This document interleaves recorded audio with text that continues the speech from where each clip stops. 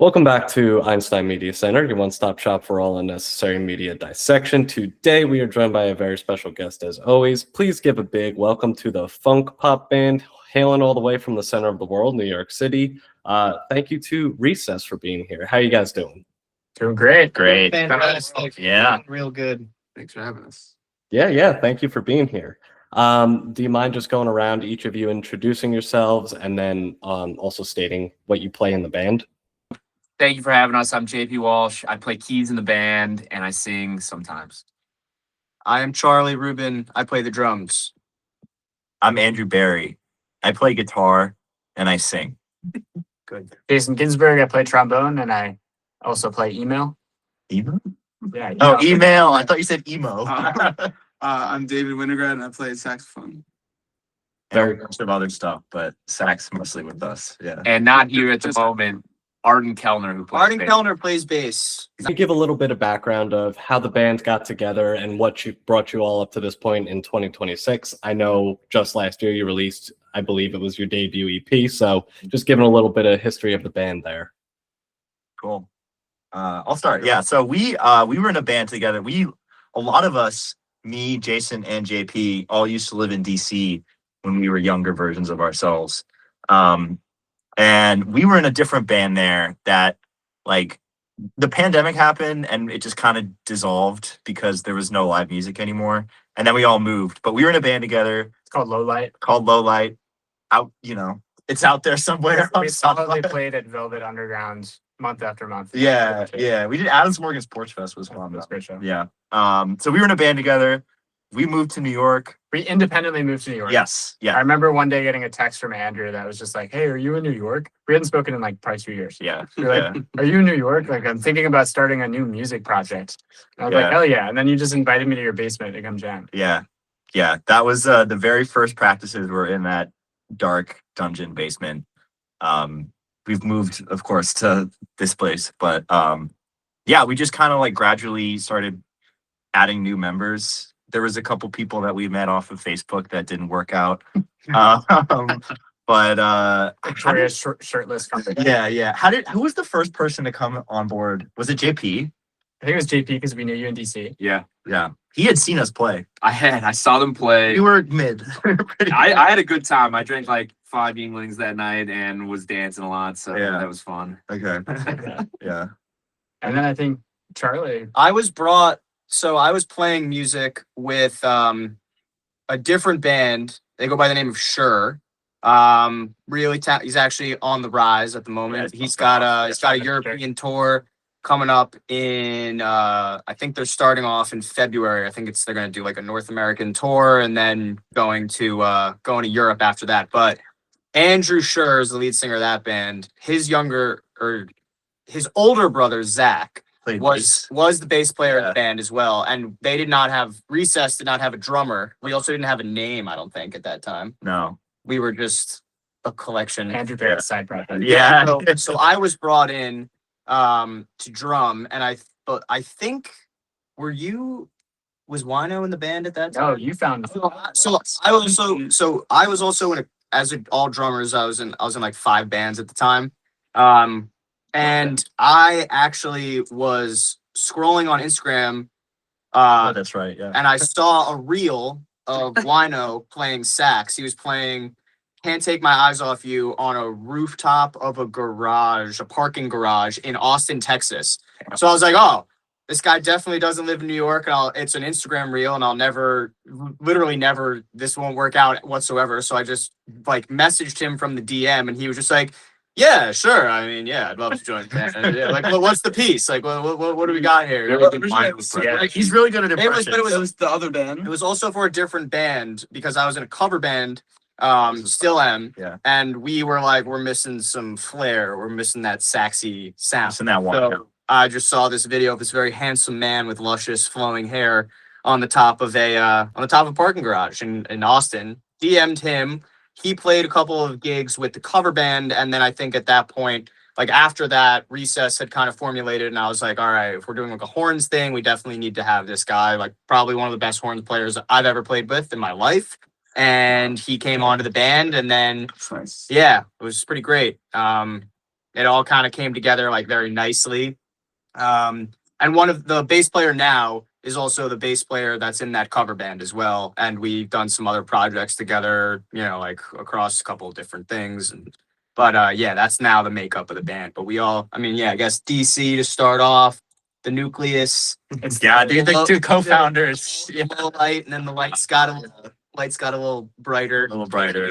Yeah. Yeah, yeah. This was all in 2022. So over the last, 3 or 4 years, It's been 4 years. it's been 4 years. Yeah. So we've been slowly just racking in new venues, recording new music, and really just getting our feet under us. Yeah. Just the beginning. So with that, let's talk a little bit about the new EP. I'd love to hear what your writing process was like who came with the ideas, who started all of the ideas, how you all wrote together, what did that look like? And then, we could also talk about the recording, where that was done and all of that as well. Yeah. So most of the songs were songs that I had written previously. I think we did Summertime with Low Light. Mhm. Did we do 4 a.m. with or that's not on this EP, is it? No. Yeah, Okay. We did Faces though. We did Faces. Did we with Low Light? Okay. Well, so there were songs that we'd done with the DC band, and then also just stuff. Because when I was living in New York before I hit Jason up and before we started putting this project together, I'm still just writing stuff, I just had stuff in my back pocket. And then JP brought Wrong Time. Did you write that Yeah, I definitely wrote that while we were while we're playing. doing the yeah. Um, So a lot of the stuff was While he had his lovely now fiance, but she doesn't like the lyrics. So that's, yeah, that's all. That's another story. what the fuck is this song about? Yeah. Who is this The woman? writer's liberties. yeah. I mean, so brought some of that stuff, and then one of the things I really like about this band, which also sometimes annoys me, is that they disagree with some of the songwriting decisions I have, and I think it's a healthy thing to have, because my first instincts are not always 100% the best. Not that they're bad, because I mean I like some of the songs that I've written, but we were talking earlier, Wait, you're saying the lead It's also- guitarist is not always right? yeah, that's what I'm saying. Right, Yeah, right. yeah. It's But we it haven't- really, really hurts me to admit that, but it's unfortunately true. So for instance, with Faces, if you listen to that song, it has one of my favorite things that we play is the outro to that song, which is this extended fugue. Fugue. Yeah. But that was Jason's idea, and I had that song, and it just kind of ended. And he came in and he was like, "Do you know that video of that old, early YouTube video with the Harry Potter puppets?" And they're doing, do you know what I'm talking about? Oh, that was an inspiration. The Yeah. puppet Yeah, dolls? yeah, we're like Harry Potter, I did not know. woo, Harry Potter. And he was like, "What if we did that with our instruments?" Wow. And I was like, "That's a ridiculous idea. I don't want it that stupid." And then we tried it, and it was fucking sick, and it stuck, and it's one of the coolest things we do. So yeah. For that EP though, yeah, a lot of that was my ideas that were corrected and improved upon by the rest of the group. And then we recorded it. We recorded it a very small independent studio in Brooklyn called Short Stack Studios. They're great. The guys that run it Peter and Grant. went to college with Jason, so that was how we got that connection. Yeah. And we just that was really fun too. Really nice little studio. They have it's not a toy piano, because it's not a toy. It's an actual type. I mean, in the actual recording studio itself, they have no. Well, in the actual recording studio, which I believe JP played the Steinway that they have in the studio for Wrong Time. Pete Enriquez. I don't think that the partner was really there we only recorded it 2 days. I think it was it was under 48 hours. Yeah. And I think I don't know, it was I think a little, I feel like it was we did We did, 12 a full hours in two Yeah, each day. Yeah. I smoked a 12-hour lot days. of Newports with Pete, which was great. He taught me about menthols. That was awesome. But yeah, the studio was really awesome. We were just kind of running through ideas. Everyone had a pad, paper, and we were all just hanging out on the couch, listening to takes. I feel like by the time we'd gotten in the studio, we already had the songs figured out. We played were them just- live a bunch. Yeah, a lot. Yeah. We had played them we had rehearsed them a lot, we had played them live a lot. Obviously, recording is a whole different kind of world, but I really think that like, I mean, the recording process was really fun. And it was also a very new thing, I feel like, for us as a band. I mean, obviously throwing a phone in the middle of a rehearsal space just to get like recordings for reference was one thing. But yeah, he did a really great job with it. Also, I mean, he's recorded with like some really great artists. Pretty sure that Action Bronson has been in that studio a couple times. Yeah.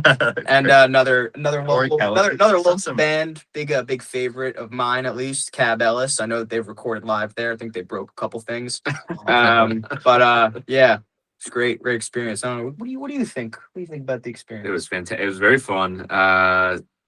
Pete also was like the perfect sound engineer because he was like just so locked in the whole time. It was like every time it was a new take, it was like very professional. I remember leaving there thinking like this is the ultimate professional of this, and that made the process very easy. So shout out Pete. I think one of the things that's uniquely challenging for me about recording compared to playing live is that it's a lot less forgiving for like little mistakes. You can play a song live and like you can flub a note or two, but as long as the energy's still there, it's not really a big deal. But like when you're trying to lay it down a track and you flub like one note of a 16 bar phrase, you're like, fuck, like the take's ruined, you know?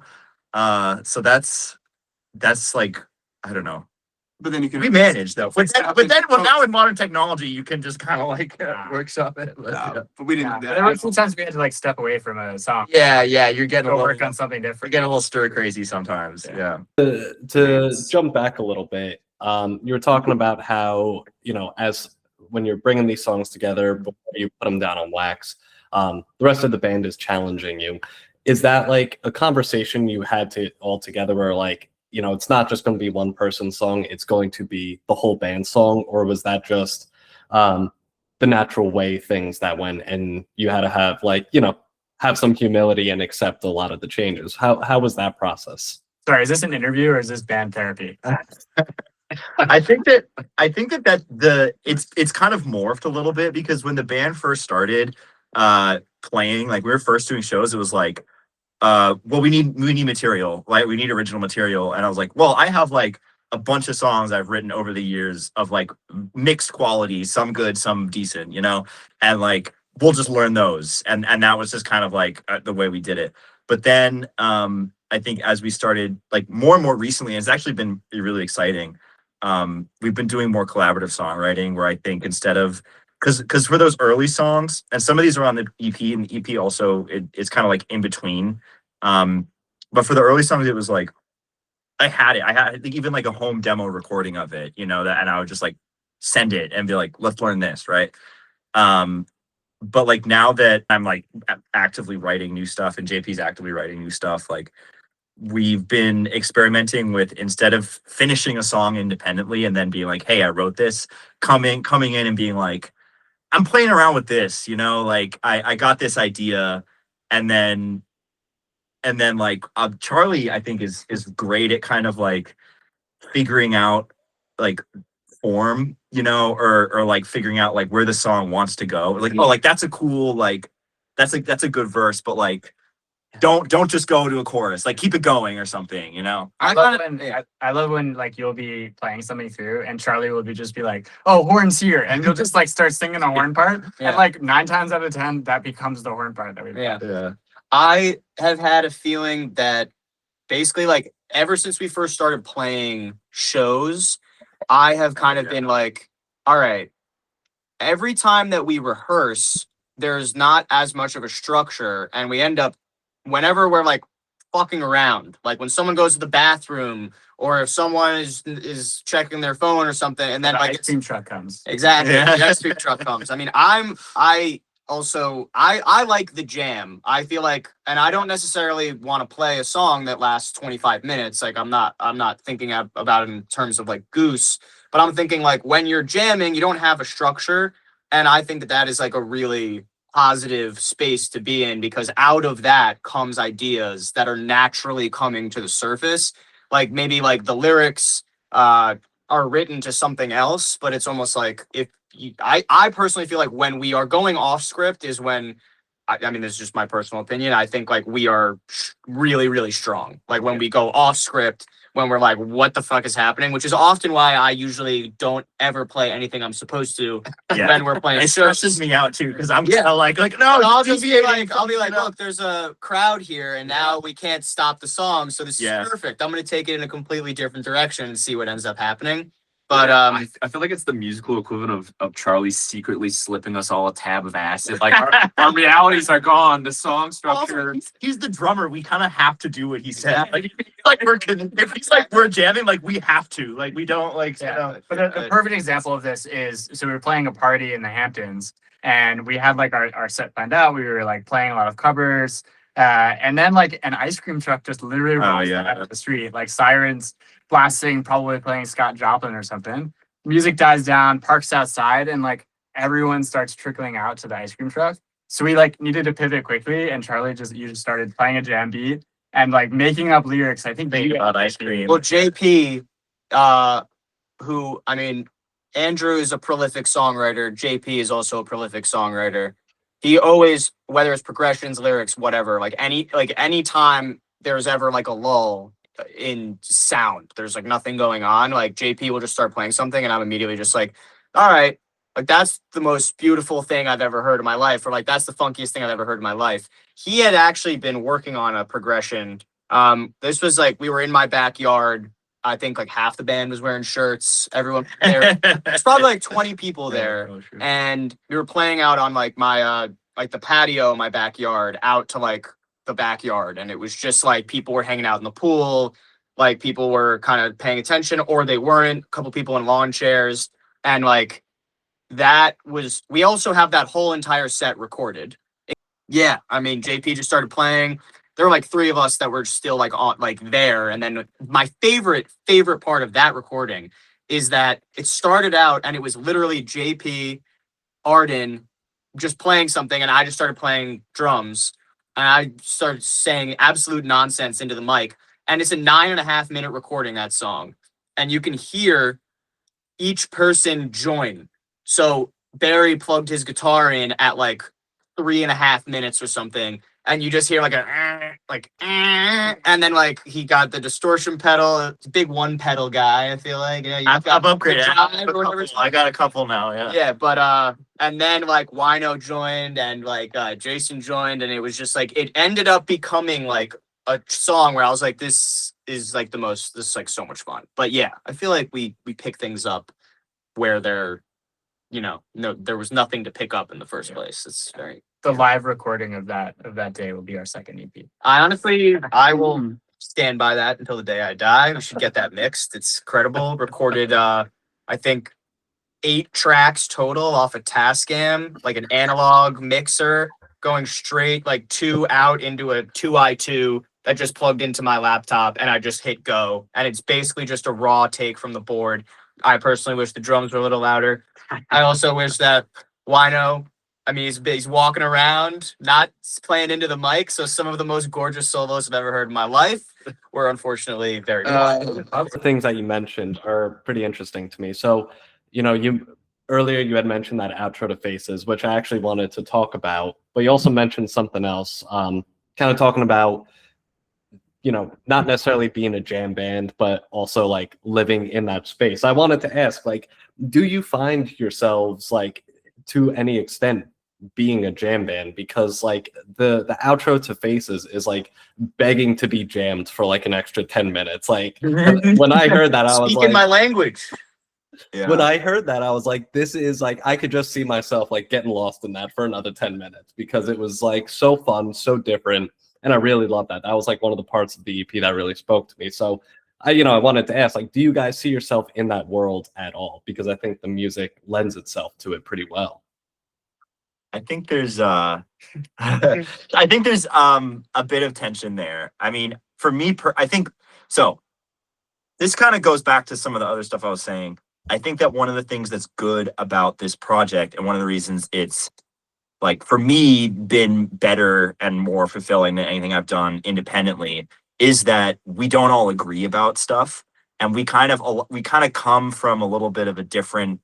I think each of our individual visions for like what the ideal like subgenre we'd want to slot into is probably not the same across all 6 of us.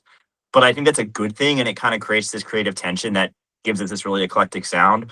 So that's why I think Charlie would probably be like, "Yeah, we can jam." Me personally, I don't have a melodic instrument. I'm just trying. I want you guys to cook. Like I like it when you guys go crazy. me like personally, like I really like to approach it a little bit more from like song structure and like having like I really enjoy both like when I'm listening to stuff and when I'm writing stuff, like working with like, you know, the first chorus bridge, like those components, and having like a logic to the song that's not just like an extended jam, you know. I think Charlie's maybe a little bit more on the extended jam side. Yeah, so slight difference of opinion, you know, but I think that's kind of that's not the a beauty bad of it. thing. Yeah, exactly. Yeah. Yeah, I mean, it allows us to flex in terms of like the gigs that we do for sure. Yeah, that's which I think is like optimal for us at this point.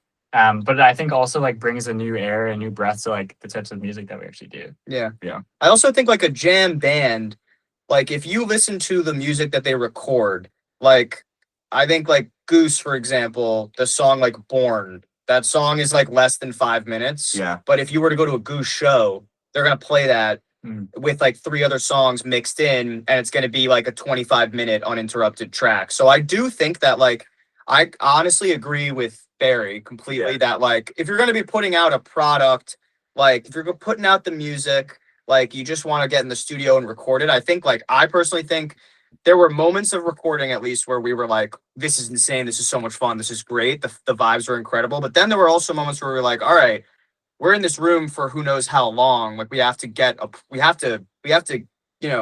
finish the song, we have to like bring it all together. That's why I think it was good, and that's why I think that structure was good. But I think like any band that you go see live, like there's a totally different experience when you see them live.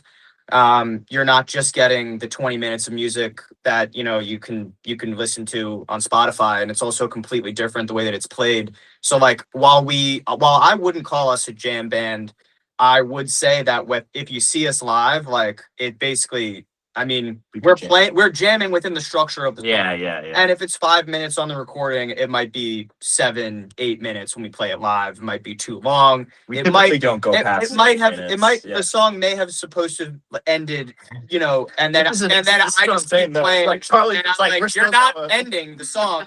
Also, yeah. I say so. no one, Exactly. Yeah. Yeah. And then no, but I wouldn't say that we're a jam band. But I do think we play live and we end up kind of getting lost in it. We're pretty good at coming back home. And I also don't think that like we take it to a point where we've been outside too long. Like we're usually we hang out in the yard. I personally think that when we're in the yard, some of the most beautiful, special, magical things are happening. But we're always close by. It's like nice. No, I think that's a really good space to be in, because like, for me, I mean, I have a Grateful Dead album right here. Like obviously you're not going to turn me off to doing something for 20 minutes, but like a lot of people that go and just to see live music, they don't want to hear you noodle for 20, 25 minutes. Whenever I bring my wife to a concert, she's like, are they ever going to sing again? So I like the metaphor of like, being out in the yard. You're still close by, but you're not wandering too far. we're at recess. Yeah. Playground. On the With that. playground. We're back in there. Yeah. With that, can you talk a little bit about, for each of you, some of the some of your inspirations personally, like what bands, what music, what anything that you are pulling from to kind of guide your songwriting? Horns, I mean, I won't speak with you, but like we often like exchange clips of Lawrence and Couch and Dusty and the bass, those types where like it's good funk bass and then like really intricate horn parts layered on top. So Yeah, for sure for me. I have a background in kind of like some jazz stuff, so I think that I try to throw in that when I can. Yes, The lid. bop. Yeah, we Yeah, bebop. gotta plug David wrote a song. It's the first time one of the horns players has written a song from start to finish, and it's great. It was very challenging to learn, as you might imagine. This man is Got some time signature a jazz modulations Stefan, that are a but little- Thanks. Yeah. Thanks. Yeah, that was a fun thing to do, and just I don't know if you like relate for like the first time that you brought like a song to the group, kind of hearing it in your head a certain way, just like you at the piano, which is kind of like how I was creating the song at first, just like me alone at the piano. But then when you have to think about like how the instruments are actually going to come together, it ends up being like pretty different than like just you sitting alone. So that was a fun process to kind of see that grow and transform. yeah, I feel like we cover a lot of like classic rock. Mm. Like we cover the band. We've covered some Bob Dylan, or at least Charlie and I have. I feel like that for me, like I grew up listening to a lot of classic rock that definitely comes through. But also like we'll cover like Chance the Rapper and more like groovy stuff and like funk. And Wolfpack. yeah, Wolfpack. I think that there's just like I don't know. It's like it's always a hard question when people ask me like, "What's your genre?" I never know it's tough, exactly yeah. how to answer that, and I think that comes from us all being influenced by like a very eclectic background of music. But I think that's really fun for like writing music because we've like people bring in ideas that sound like a lot of different stuff, and then hearing it come to this like recess medium that we've been creating together is like it's cool. So You brought up covering a few different artists. One of the names you mentioned was Chance the Rapper, but obviously on the EP, a bunch of funky ass white boys like yourself did a Mac Miller Anderson .Paak cover. That's fun. Two very beloved artists. I would have to say it was really, really well done. I thought you did a great job. But a pretty ballsy cover for putting on your EP. So I'd love to kind of hear how that all came together. yes, So I have like a solo project. It's called Charlie Bird. We'll plug there. I feel like we've went through different iterations of like our stage setup. I promise this is relevant. But there was a time where I feel like at the beginning it was basically just like 6-piece band and Barry bringing like a lot of his original music to the forefront. We were basically like bringing we're bringing Barry's songs to life, basically. And it got to a certain point where we were like, all great bands, they have harmony sections. Like, if you look at me personally, like my favorite bands of all time, everyone sings. Like, the band is one of my favorite bands of all time. I think Last Waltz is like not only the greatest like concert ever, but also one of the greatest movies of all time. Also directed by Scorsese. But every single person in that band sings. And I was like, whether the tone is perfect or not, I'm just like, we just need to get some more mics in the mix. And I think like we were kind of, when we were recording the EP, we were going through a time where there were 3 mics on stage. I mean, like I was singing, I was kind of like the de facto, like I'm going to play drums and rap at the same time. I love Anderson .Paak, who also obviously is on that song. I'm not sure if he was involved in the production, but I'm sure he was.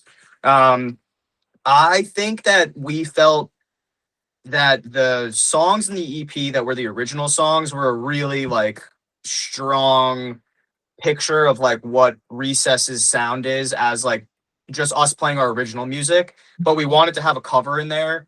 And I actually was kind of not super for doing Dang because in the history of us playing it live, it's been very difficult to remember all of the words. That's really hard to It's- rap and play. It drums was at the very, same very time, difficult, but most Right? Like Anderson only can do it because he's like a freak. he's genius. incredible. Yeah. But I do think that the reason for adding it was kind of just to be like, all right, like we have this sound, like we are Recess, but at the same time, like, we also, I think with the EP wanted to also show like range. So I think that's why we included Dang. I also think it has some of like, it just has really cool parts. Like we go halftime in it. JP's playing a synth in that song, which like, I'm pretty sure like I think there's a very small synth part in Faces just right before we go into the bridge. But apart from that, like, I mean, it gave everyone, more range. Like, I feel like Barry had a really great solo in that song. And it kind of like, we took a song that really lays back in the pocket and kind of just stays where it is. Not that it's an incredible song. I love it. but we took it to like a new place where I also think like that's the song that if you really listen to it at the end there, like we're kind of jamming more on that song than any other song that's on the EP. It lends itself to jamming very well. Exactly. Like just But loop. yeah, I mean, Mac Miller, huge influence for me in terms of like, you know, obviously he's a great rapper. He's got a great voice too. I love basically like everything about his music, but he's a great producer too, which I think is like very underrated. Like he can play pretty much every instrument, could play every single instrument, rest in peace. But yeah, I think it was just like, we had discussions about what cover we were going to play on the EP. And I feel like we landed on that because it was like, it is different and it isn't really something that kind of like fully matches. Like, you know, if you play Summertime and then you play Dang, like back to back, but they kind of do match at the same time. Like they're upbeat songs that I think really gives everyone in the band like a great chance to kind of like flex and show what they're good at. It's a really good point because I thought the same. It was like also a very welcome surprise because you know not everybody's putting out covers like that. And again, it's a tough song. It's not like it's a easy song to play. So it's very cool. I think it lent itself well, especially with all the horns. Not every band can pull that off. So very cool stuff.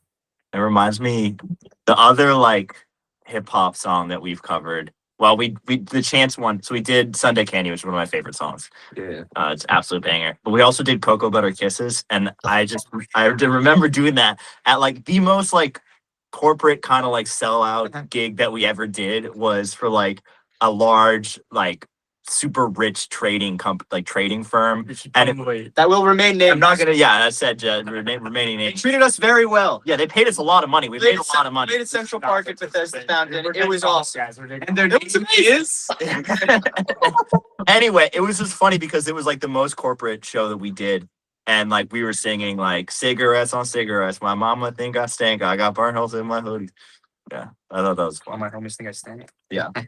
And then We dip into. I feel like we've tried to also like we did make a rule no more rapping. Yeah, we want to like well, unless it's like melodic rap, because like at the end of the day, I don't know. Like I feel like it's hard. Like, well, yeah, it's hard. We are guests in this house. We'll put it that way. But we know what we're doing. We're having a good time. And also we played what was it? Sunday Candy, right? At so a friend of mine, his name is Joe, and he had this insane apartment. It was it used to be it was basically the whole building was zoned for commercial real estate, and it was like there were not offices, but like people had their own businesses in all the other flats. And it was like you basically took the elevator up, you would get off, and it would be the whole floor was the space. And this particular level, I think it was like the 4th floor or something, they had an apartment. Big, like floor to ceiling windows that in the background you can see MSG. Like, and he was like, I'm turning this into I want to do like concerts here. And this was going to be his first one.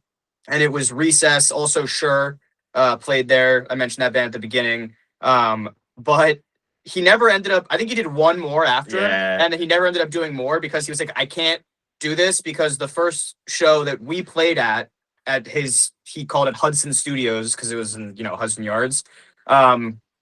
We sold 150 tickets, and I think he was like, yeah, I thought that the noise wouldn't be a problem, and it was a extreme problem. Yeah. Some viral clips from that night as well. But during Sunday Candy, I remember the energy was just like insane. It sounded like the clips of it sounds like the intro to SNL, and like JP was rapping, and Wino had just an absurd solo, of which there's videos on our Instagram, but you can literally see Jason kind of push him out a little bit because he was like, yo, you're in an apartment banger with 150 people here. Get out there. Like you also don't have a mic. He kind of pushed him up. It's like one of the honestly like one of the most that was one of the most like fun experiences we've had playing live. We've had a lot of really, really great experiences like playing live, a lot of different shows, cool, like interesting venues. Like obviously we've played a lot of bars, like Mercury Lounge, Baby's All Right, great locations, but like some of my favorite experiences have been when we're playing, we're doing DIY shit. Yeah, exactly.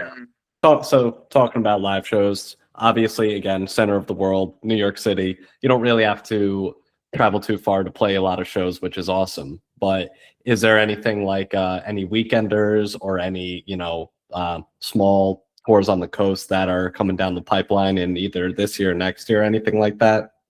We hope so. I mean, Yeah. we'd love to get back to those DC roots. Yeah, get There's back two to DC for sure. Yeah, Andrew was mentioning like the old band Low Light we played at. There's a big Porch Fest in DC, Yeah. in Adams Morgan in particular. We played at. Still, to me, one of the best shows. Yeah, there were really hundreds fun. of people. Yeah, in the street yeah. just listening to us. I Do think they it have was anything great. like that in New York? I don't think quite like that. No. You like DC, so Porch Fest is this thing where it's like they have people's porches, right? And they just have acts set up on the street, but it's a huge street festival. And like, yeah, like he said, there's like hundreds of people there and just walking by, and it's great, like free exposure, but it's also just so fun. Yeah. Yeah. So we're hoping to get down to DC, like you said, Boston. for a weekender up to Boston potentially. Yeah. We've got a solid beginning of the year planned and looking around it out from there. Maybe get on a festival or two over the summer. So Yeah. we're doing what we can. Yeah. Nice. Any cities or any places in particular that you haven't played before that you're trying to get out to? DC, Boston, maybe Chicago. I've often pitched Chicago. I'm from there, but Chicago. you would be surprised by how difficult it is to get some of the members of this band to fly. All right. Some. Yeah.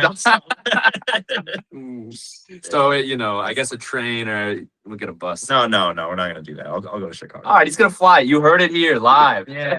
Yeah, it's what's Andrew Barrett will.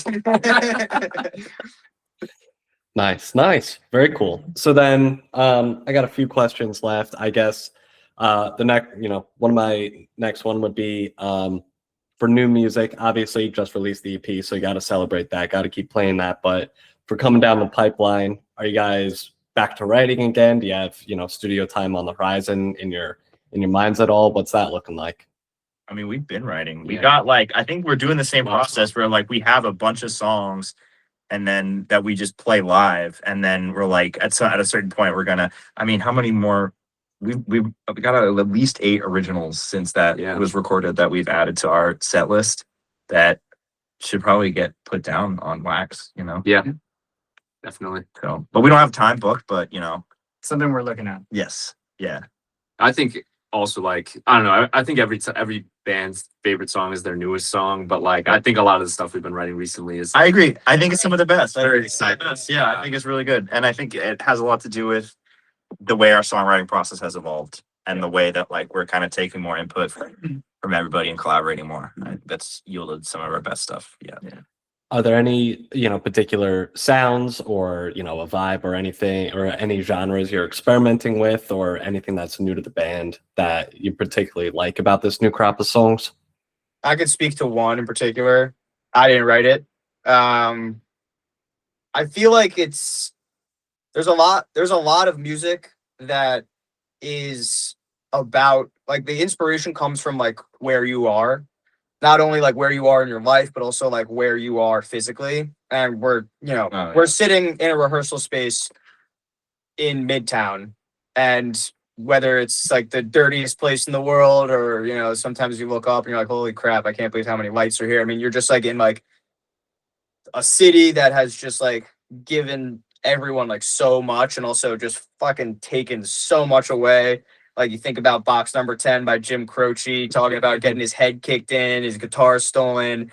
You think about the Strokes just rapping about how dirty it is. And JP wrote a song about New York, but it's first time he played it, I was just completely blown away by the progression, by the lyrics. And I feel it was also I feel we also slotted into It's it. real. Yeah. It's so relatable. naturally. Yeah. And I feel it's kind of got a Billy Joel Yeah. feel to it. It's a love letter to a city that literally gives you everything and fucking nothing at the It kind of exact feels- same time. It very different stylistically, but lyrical content wise, a little bit like New York, I Love You, but you're bringing me down by LCD Sound System. Yeah, 100%. But I think Billy Joel, some of the stuff we're doing now is a little bit more classic rock. I think we got some stuff that's more kind of Blues. yes and no. I think that the problem with saying